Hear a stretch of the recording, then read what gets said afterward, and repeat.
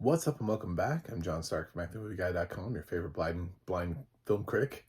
And today we're going to talk about Mother's Boys, the 30th anniversary. Yeah, I'm counting as the 30th. Uh, I found sort of conflicting reports as to what the release date was for this movie. Um, and it seems to be a little bit of a mixed bag. But also, I think this film probably was something that nobody was really paying attention to back in in this time, and everybody has wanted to forget since then. So I struggle to find other people doing this on YouTube and like podcasts and stuff like that. It's like everybody just kind of wants to be like, oh God, not that movie. I'm not gonna talk about that. And I've always been intrigued by this because I'm a big fan of Jamie Lee Curtis. So I did pop this movie in.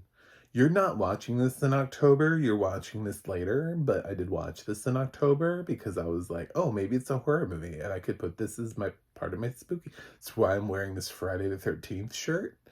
You know, I've got a Friday the 13th shirt on right now because I was like, oh, this will be great. It's an anniversary release and I could put it, it's like, this movie's not scary and nobody dies.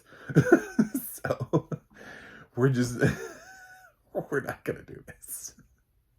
It's gonna move out of spooky season.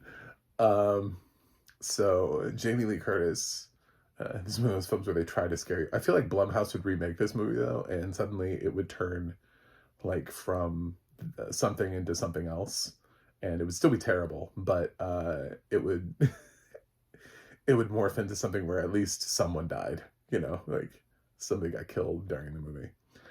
Um, But yeah, I've already got some spoilers in there for you.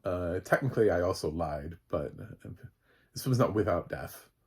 This film is just not a killer movie. So I will have to quantify that by the end of this, just so you. But no, I did not actually spoil anything for you because death is in this movie, just not in the way that a horror movie would necessarily be utilizing it. Which pulled it out of contention. It's also not really thrilling, so I can't even really say it's a thrill. It's supposed to be, but in no way would anybody find this remotely. I think most people would just find this film problematic and disturbing, but not in a good way. So, Jamie Lee Curtis plays a mother who used to have a family. She used to be married to Peter Gallagher, and they had kids, and she kept like leaving. She watched Kramer versus Kramer one too many times, and she's like pieced out after the first kid, and she came back after a couple months, and like they rekindled. She had two more kids, and then she left for 3 years. And in that span, Peter Gallagher was like, well, I'm gonna move on with my life, because obviously my wife is crazy. uh Although I feel like if I had a female co-host, they'd be like, this is really about postpartum depression. Be like, I don't know if that's what this is about, but somebody might have been thinking about that and then been like, ooh, how do we do this? And then they're like, this is because I don't think that anybody actually wants this to be the representation of postpartum depression, because nobody wants this to be the conversation of postpartum depression either. Because there are some things that are roped into this movie that I don't think anybody wants to claim. There's no like one group of people out there who are like, ooh, we want to claim this movie as part of our mental health exploration. It's not one of those films. So it's just easy to just be like, I don't know what's happening here. And some people are just, you know.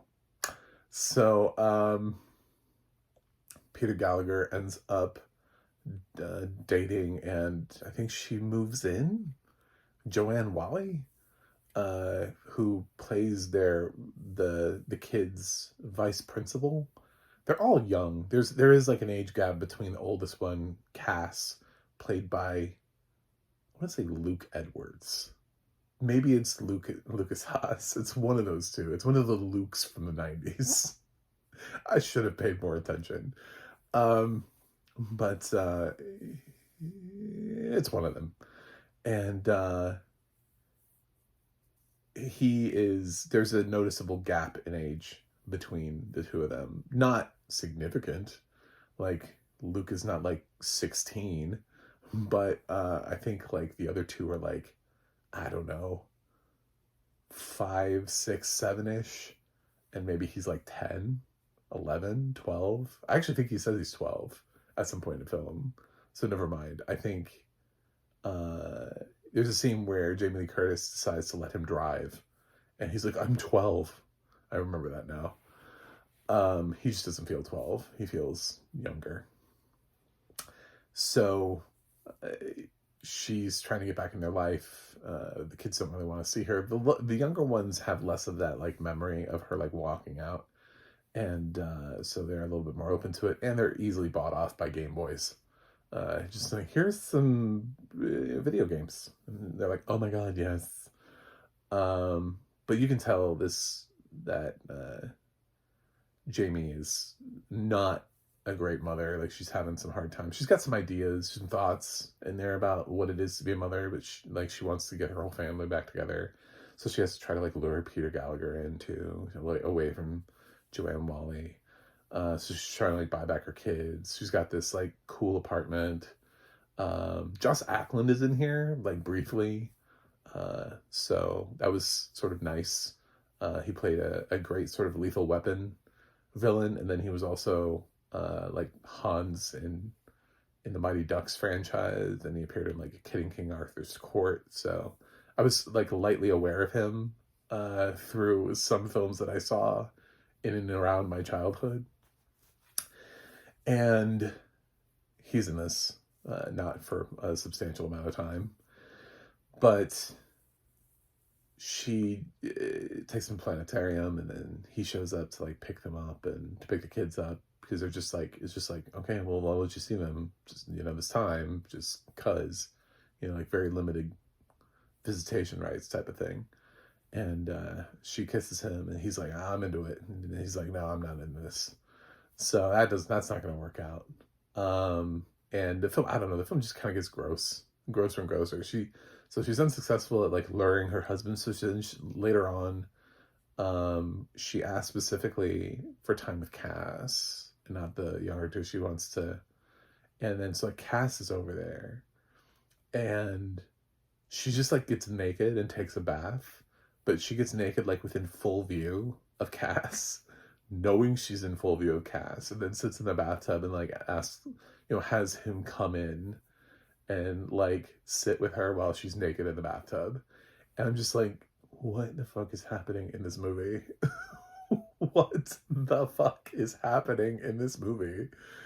That's why I'm like, I don't think the women, I think if they look at my review and they're like, you're misogynistic, I don't think anybody's gonna claim. I think people just don't want this movie. Sometimes people just don't want the movie. Nobody wants to claim it. It's just like, it's this thing where people are like, I don't know, is that yours? I didn't do that. I didn't make that. I don't know, it has your name right here. I didn't know. That's not my name. That's not my name. That's somebody else's. It's a very common name. It's like, I don't think anybody wants this movie. So, lures the kid in there, and I love the audio description is very like specific about like, yes, he can see it. No, he doesn't want to. He goes to the bathroom and then like sits with his back to her. Like, he's like, listen, I do not want to see my mom naked. And this is the movie that Jamie made before True Lies, which is like the hot, steamy scene from True Lies, which like men have been worked up about ever since it happened. So obviously she's still like attractive in this movie. It was probably a great scene for dudes back in the day. They were probably like, yes, not me, because I'm also a gay blind film critic, but I acknowledge the fact that probably that was the draw for men. They were like, oh wait, she's what? Oh, she's naked in this? I think probably for like a hot second. I don't know how much you see, but the audio description suggests that she is at least briefly seen. So that happens. Then they come up with this thing, and for some reason that works on Cass, without working on Cass. Like, I mean, like he doesn't have sex with his mom or anything like that, but for some reason he becomes more like her puppet, so to speak, and he starts doing the things that she wants him to do, which involves trying to set up Joanne Whaley to get her out of the house, basically. But unfortunately, Grandma, who's actually, interestingly enough, Jamie Lee Curtis's mother in the movie, not literally, not Janet Leigh, but an actress that plays Grandma, who is, like, until she was in the movie, I didn't even realize she was in the movie. I was like, oh, they have a grandma. Oh, she's falling downstairs. Don't worry, she survives. And that becomes a whole thing, because it's like, oh, she heard our plot, and we pushed her down the stairs, and what's gonna happen, like,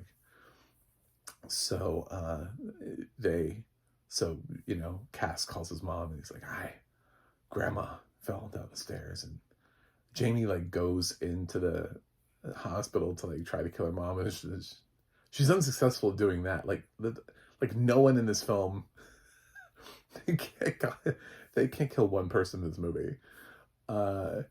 And so I guess later on, the grandma's going to be like, oh, by the way, this is what was happening. I mean, there's a point where the film ends, but then there's also sort of like the untold story of the repercussions of everything that went down in the movie, where Peter Gallagher is looking at his kids and being like, I'm shipping you to military academy. I don't trust you anymore, Cass. I'm writing you out of my will. You are going to go live somewhere else because you have done some really disturbing things, and goodbye now. I recognize disturbing things have happened to you in the course of this film, but you did push Grandma down the stairs, and I don't know what else to do about that. So, they do this game. I don't know, Joanne Whaley she's a vice principal, but she's apparently stupid, so she allows herself to be handcuffed. By the way, you know that those are like kids' handcuffs, so they're like plastic, and if she really wanted to get out of them, then she could find a way to get out of them.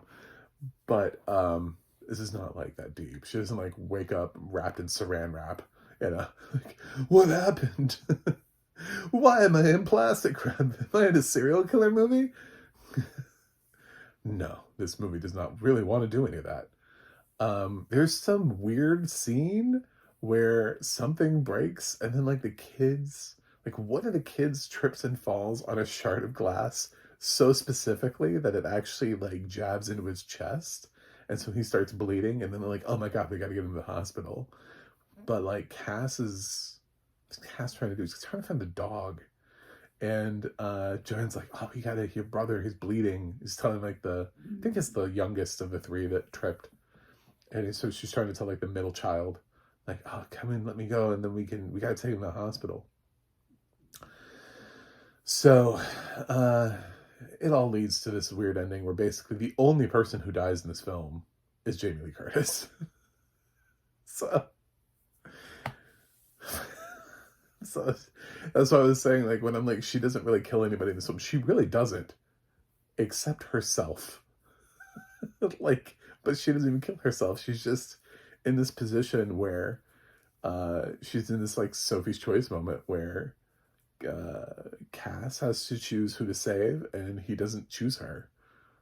So there you go. That's Mother's Boys. I just told you the whole fucking movie, so you don't have to watch it. There's a reason this film is in like bargain bins and everything. I don't even know. It's like this could have been like a Lifetime movie, minus the nudity. Like, I could easily just see this being like randomly on Lifetime, starring somebody who was in a TV show that one time. It's really weird that this has the cast that it does and got a theatrical release. Granted, Jamie had, you're like, well, what was she doing before True Lies that would have caused her to, maybe she needed the cash. And I would say she was in My Girl, so it's not like she was like without, because she was in A Fish Called Wanda, and then she's got My Girl. So she has some hits. It's not like she just like went from Halloween to True Lies, you know, where you're just like, where'd her film career? I don't know. I mean, there are movies in there, so she didn't need this film. This film is just such a misguided choice for her that I don't understand why she made it. I don't understand why she's in this movie. I don't understand. Joanne Whaley also was having a much better career around this time too. This is basically like the peak of her career. She kind of disappears as an actress, at least from leading roles after the 90s. She did not make it into the 2000s as a leading actress. And Peter Gallagher, yeah, he's been floating in and out of things. I think he's got While You Were Sleeping coming up, and House on Haunted Hill, and some other movies. So the 90s keep trucking along for him, so he survives. But it didn't hurt anybody's career. I don't think, yeah, Joanne Whaley didn't stop acting because of this, but it's just such a movie that I could see. This feels like a streamer. You know what I'm saying? Like, this feels like nowadays somebody makes this and they're like, oof, we can't send this to theaters. Where is it going? I don't know. Can we just slowly slip it onto a streaming service? Can we just, I don't know, put it, but it's got Jamie Lee. I don't know. It just needs to go to a streamer. It needs to kind of be forgotten. Don't even like advertise its release. Just kind of put it out there maybe on Shudder. Let's see if anybody notices. This is abysmal. It's problematic, and I don't even really know how to properly talk about it, because I do feel like I don't like to talk about women this way, but at the same time, there's no real positive way to spin Jamie Lee Curtis's character and to be like, oh yeah, what she's doing here is really, this is a tale of how women are, because they don't really do anything to support any of that. They're just kind of like, no, she's a bad seed. Just is like somebody who's just bad to the bone, just for no reason whatsoever. They try to give some explanation as to, like, she watched her father like walk off, like basically kill himself, just jump out the window, and that has left her traumatized forever. And it's like, well, I guess she passed that generational wealth along to her son, who also watched her fall to her death. So I guess Father's Boys is the sequel to this, where Cass grows up, and then he's also having although I feel like that would be, the reverse of this would be really problematic. Could you imagine that film? Like, where it's like a dad and he has like 3 daughters, and then he tries that same dude scene in front of one of his daughters. People would be fucking rioting. They would be absolutely... That's the weird thing about this, is that there is no reverse of this. You can't flip that. You can't then make a legacy sequel to this where Cass has grown up and he's lived through the same trauma that his mother, so he's just like going through the same ropes and the same motions as the first film, because immediately as soon as you get to that scene, you're like, nope. Nope. So it's really weird what we're willing to accept and put into a film and be like, yeah, okay, so that's fine, that's suggestive. The minute you even try to film that, like, people will walk off the set. Good luck finding the actor willing to to shoot that scene in Father's Boys, like, it wouldn't even, you can't even touch it. So why did we even do this in the first place? Like, why are there things in here that even exist? I've always sort of wondered about Mother's Boys, and so when I saw it, and I was like, oh, I've always wondered, because I am a big Jamie Lee Curtis fan, and this has always been like one of the last, like, I like Fierce Creatures. I'm gonna proudly say that because I think she's great in it. It's a lot of people didn't think it was a great follow-up to A Fish Called Wanda. It's not the sequel. It's just the same cast. But I thought she was good in it, I joined Kevin Kline and what he was doing. So there are parts of that film that I like. And so, yeah, I enjoy Fierce Creatures. But there's nothing really I can say about this. I think this might be Jamie Lee's worst performance. It's got to be the worst film of hers that I've seen. Granted, I think there's probably like a horror movie from the 80s that she was in when she was doing the Scream Queen phase that maybe could rival this. But man, I'm hard pressed I would have said prior to this, I would have said Halloween Resurrection, just because of the disrespect she has on her character. Maybe also the last two Halloween movies. But after seeing Mother's Boys, it's so uncomfortable and it's not good. And they write things in and they don't really support it. And the character choices, it's like Cass is so resistant. But then his character flip is seeing his mom naked. That's such a weird character flip, because even in the context of the scene, he has his back turned to her. So why is it all of a sudden like that is him warming up to her? Like, what about that scene worked on him? Because even in the context of the scene, it seems to not be working on him. But then after that, he's basically just doing whatever she wants him to do. She's like, "Oh, my mom had this plot for us to be a family again." It's like, why do you even want to be that family again? It doesn't really explain anything like that. It has this weird scene towards the beginning before he's ever been reunited with his mother where he stabs the fuck out of a frog in science class. So, but what does that mean? Like, what does it all mean? Because at that time he hasn't had, you know, is crazy passed down genetically? Is that what we're suggesting here? Because all he's done is had like a mother that walked out on him for a while. He didn't witness anybody die like she did. And that supposedly is the reason why she's cuckoo for Cocoa Puffs. So why is the fuck is he stabbing the shit out of a frog in biology class? This movie doesn't make any sense. This movie's terrible.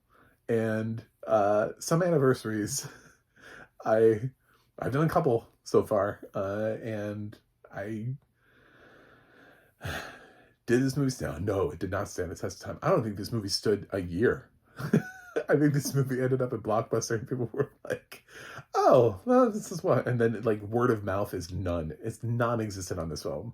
I can find like very, very few reviews for this exist from like YouTubers, which is like the next generation, which gives you a good idea of A, does anybody know this movie exists? B, does anybody have the desire to watch this?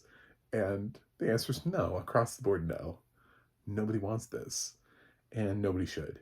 So I'm going to give Mother's Boys a D-. It's not a complete F. I think based on the performance, based on what they're given, I'm not going to fault the actors. I don't think there's a performance here where it's just like, oh my God, the line readings. You know what I'm saying? Like, I think even the little kids were fine.